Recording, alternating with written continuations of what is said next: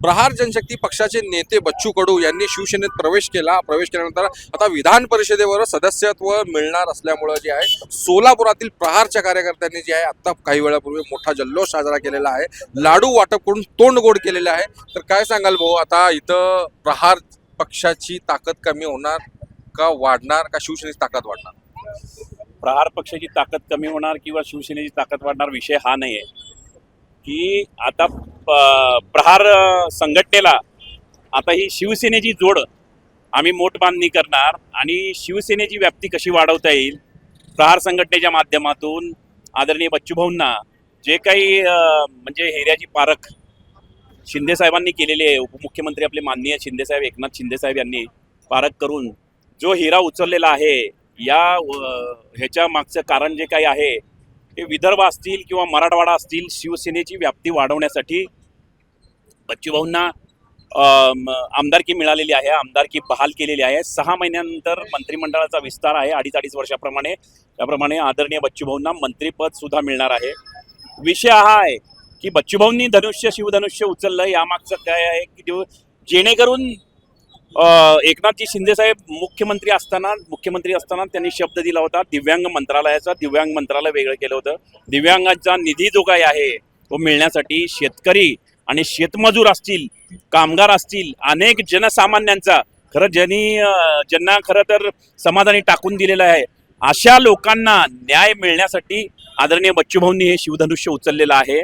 तर आज आम्ही लाडू वाटून किंवा फटाके फोडून याचं सोलापूर शहर व जिल्ह्यात आम्ही स्वागत केलेलं आहे. आदरणीय उपमुख्यमंत्री एकनाथजी शिंदे साहेबांना हार्दिक शुभेच्छा देतो. भविष्यात आपण उपमुख्यमंत्री ज्यावेळेस मुख्यमंत्री होता परत उपमुख्यमंत्री झाला, आता परत मुख्यमंत्र्याची स्वप्न आपण बघायला काही हरकत नाही.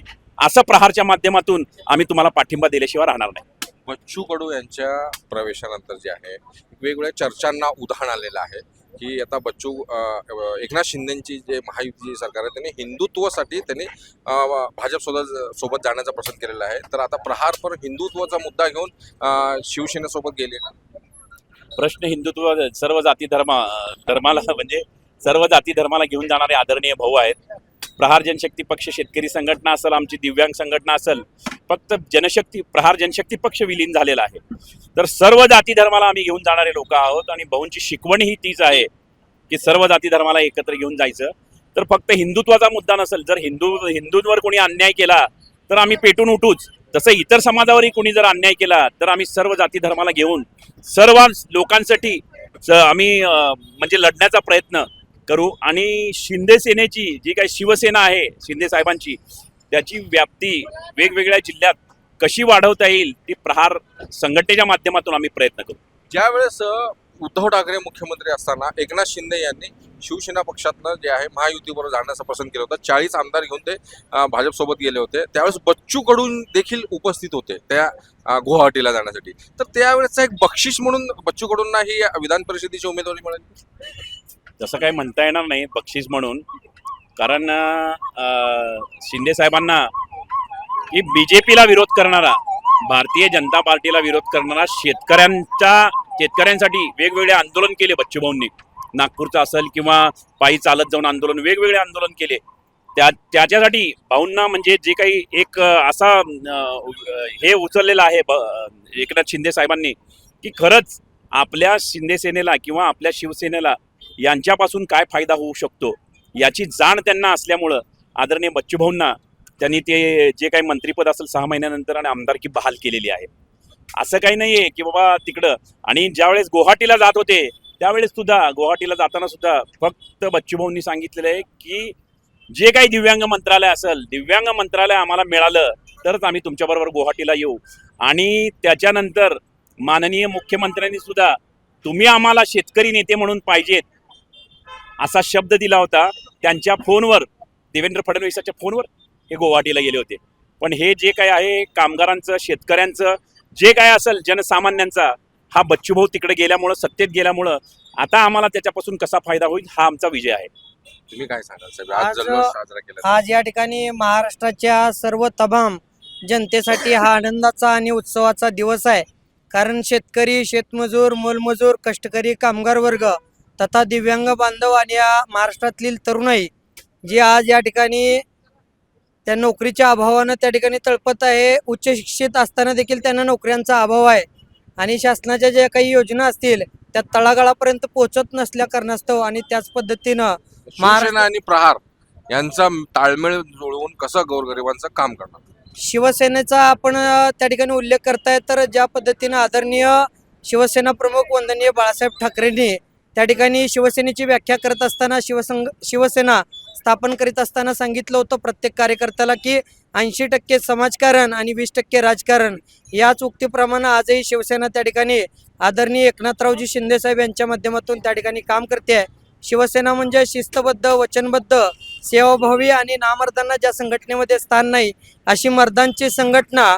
आणि प्रहारची व्याख्या सांगायची झाल्यास आदरणीय बच्चूभाऊंनी सांगितलंय की जिथं न्यायाला आधार आणि अन्यायाच्या विरोधात सातत्यानं प्रहार करणं, म्हणून प्रहार ही त्या ठिकाणी ताकदीनं कष्टकरी गोरगरीब जनतेसाठी या महाराष्ट्रामध्ये लढत आहे.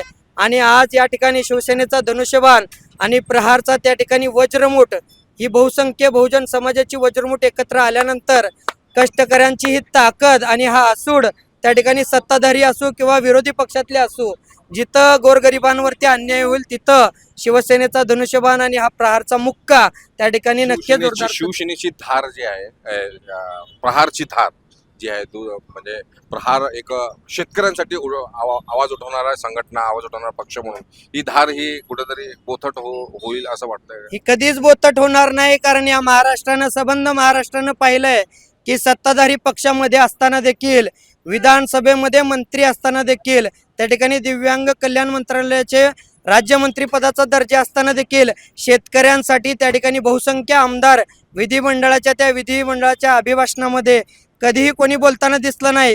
परंतु आदरणीय बच्चूभाऊ शेतकऱ्यांसाठी त्या ठिकाणी त्यांनी मागणी केली की आमदारांच्या पगारी देखील कमी कराव्यात, त्यांचा वेतन भत्ता असेल हे देखील कमी करावं, परंतु शेतकऱ्यांचा सन्मान निधी शेतकऱ्यांना मिळाला पाहिजे, शेतकऱ्यांच्या प्रत्येक पिकाला हमीभाव मिळाला पाहिजे. साखरेचे उत्पादन असेल, उत्पादक साखर कारखाने असतील, यांनी त्यांना FRPचे दर त्या ठिकाणी वेळोवेळी दिले पाहिजेत. आणि दिव्यांग मंत्रालयाच्या माध्यमातून दिव्यांगांचा निधी जर वाटप होत नसेल तर तात्काळ त्यातल्या संबंधित अधिकाऱ्याला, सरकारी अधिकाऱ्याला देखील बडतर्फ करावे आणि त्यांच्या विरोधात आंदोलन करणारे एकमेव आदरणीय बच्चूभाऊ त्या ठिकाणी होते. आता तुमचे जे नेहमी जे आंदोलन होते सरकार विरोधात होते शेतकऱ्यांसाठी, तर आता तुम्ही शेतकऱ्यांचा कसं विकास करणार, काय त्यांच्यासाठी कसा आवाज उठवणार? तुम्ही सत्तेमध्ये गेला, सत्तेमध्ये जरी असलो तरी सत्तेच्या विरोधात सुद्धा अन्याय केल्याशिवाय प्रहार जनशक्ती पक्ष प्रहार संघटना राहणार नाही. कारण आम्ही अन्यायवार आणि न्यायासाठी हातात तलवार घ्यायची आपली ताकद आहे. आदरणीय बच्चूभाऊंनी सांगितलेलं आहे, जरी आपण सत्तेत असतो तर सत्तेतले जे काही मंत्री असतील, आमदार असतील, खासदार असतील, ते जरी चुकले तरी शेतकऱ्यांसाठी असेल, जनसामान्यांसाठी असेल, दिव्यांगांसाठी असेल, आम्ही हाती तलवार घेतल्याशिवाय राहणार नाही. आपल्यासोबत होते सोलापुरातील प्रहार संघटनेचे कार्यकर्ते आणि पदाधिकारी यांनी बच्चूंकडून पुढील वाटचालीस शुभेच्छा दिलेल्या आहे. आणि प्रहार जे संघटना जे आहे शेतकऱ्यांसाठी, गरिबांसाठी आणि मजुरांसाठी सतत लढा नेहमी त्यांचा चालूच ठेवणार आहे अशी प्रतिक्रिया दिली आहे. महाराष्ट्र टाइम्सचा इरफान शेख, सोलापूर.